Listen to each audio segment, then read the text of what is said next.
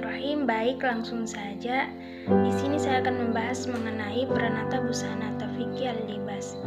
Yang pertama yaitu pengertian busana. Busana dalam Kamus Besar Bahasa Indonesia adalah pakaian. Nah, istilah pakaian di dalam Al-Quran disebut dalam berbagai ungkapan. Di antaranya adalah libas, thiyab, sarabil, jinnah, dan jilbab. Adapun al-libas merupakan bentuk jamak dari kata al-lubsu yang berarti segala sesuatu yang menutup tubuh. Kata ini digunakan Al-Quran untuk menunjukkan pakaian lahir dan batin.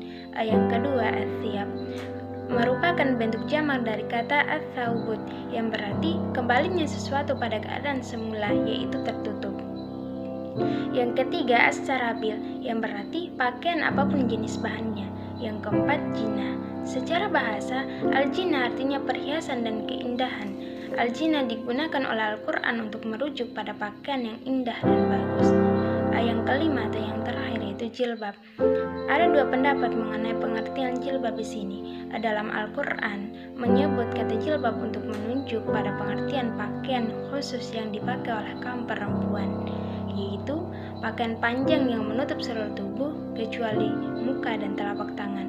Yang kedua, menurut penjelasan tafsir yang dikeluarkan oleh Departemen Agama, Al-Quran dan terjemahannya, bahwa yang dimaksud dengan jilbab ialah sejenis baju kurung yang lapang yang dapat menutup kepala, muka, dan dada. Nah, jilbab juga merupakan pakaian wanita muslimah dalam Quran surah Al-Ahzab ayat 59 yang artinya, "Hai Nabi, katakanlah kepada istri-istrimu, anak-anak perempuanmu, dan istri-istri orang mukmin, hendaklah mereka mengulurkan jilbabnya ke seluruh tubuh." Yang demikian itu supaya mereka lebih mudah untuk dikenal, karena itu mereka tidak diganggu. Dan Allah Maha Pengampun lagi Maha Penyayang. Nah, menurut Quraisy Shihab, ayat di atas diturunkan oleh Allah berkenaan dengan gangguan orang-orang munafik kepada wanita muslimah.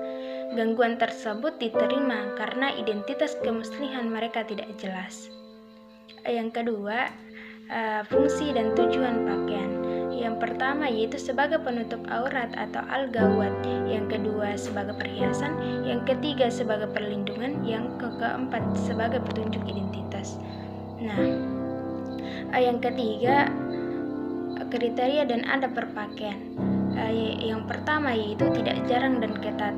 Yang kedua tidak menyerupai laki-laki. Yang ketiga tidak menyerupai non-muslim. Yang keempat pantas dan sederhana. Dan yang kelima bukan pakaian kesombongan. Pengertian makan dan minum. Makan dan minum adalah memasukkan sesuatu ke dalam mulut serta mengunyah dan menelannya. Istilah makanan dan minuman di dalam Al-Quran digunakan dalam berbagai istilah, at-ta'am, al-ma'idah, asyarab, dan akal. Istilah at-ta'am dalam bahasa Al-Quran adalah sesuatu yang dimakan atau dicicipi, sehingga minuman pun masuk dalam pengertian itu. Dalam kaitan ini, Islam mengajarkan agar memilih makanan minuman yang baik dalam artian berguna untuk kesehatan dan halal, sebagaimana firman Allah dalam Quran surah Al-Baqarah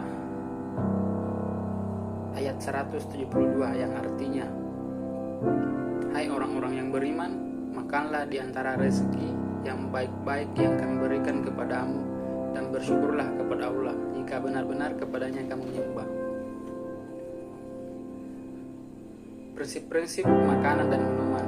Yang pertama, prinsip tidak berlebihan. Yang kedua, prinsip halal dan thayyib. Yang ketiga, prinsip tidak haram. Yang keempat, prinsip moralitas.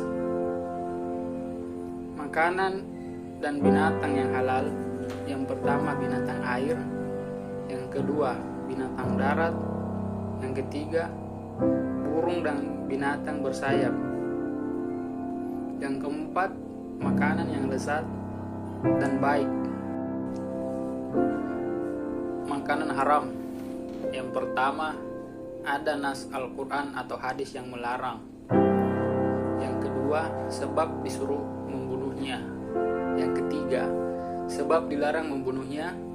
Yang keempat, sebab keji atau kotor menjijikan. Yang kelima, sebab memberi madlarat, haram karena zatnya. Yang pertama, darah dan daging babi. Yang kedua, khamar. Yang ketiga, semua binatang yang dapat hidup di dua tempat. Keempat, semua binatang yang bertaring kuat. Yang kelima, semua burung yang berkuku tajam. Yang keenam, hasyarat. Haram karena hal lain. Haram karena cara mendapatkannya dilarang. Haram karena cara menyembelihnya, yaitu bangkai atau hewan yang mati tanpa disembelih, binatang yang mati dicekik, dipukul, dan lain-lain. Binatang yang dipotong, yang diambil anggota tubuhnya dalam keadaan masih hidup. Binatang disembelih bukan atas nama Allah. Binatang yang disembelih atas nama berhala. Adab makan dan minum. Yang pertama, membaca doa sebelum makan dan sesudah makan. Yang kedua, mencuci tangan sebelum dan sesudah makan. Yang ketiga, menjauhi dari sikap berlebih-lebihan. Yang keempat, makan dan minum menggunakan tangan kanan dan larangan menggunakan tangan kiri. Yang kelima, makan dengan 3 jari. Yang keenam, duduk lurus. Yang ketujuh, tidak membiarkan makanan yang jatuh. Yang kedelapan, menutup makanan dan minuman. 9, menjilat jari setelah makan. 10, tidak mencela makanan.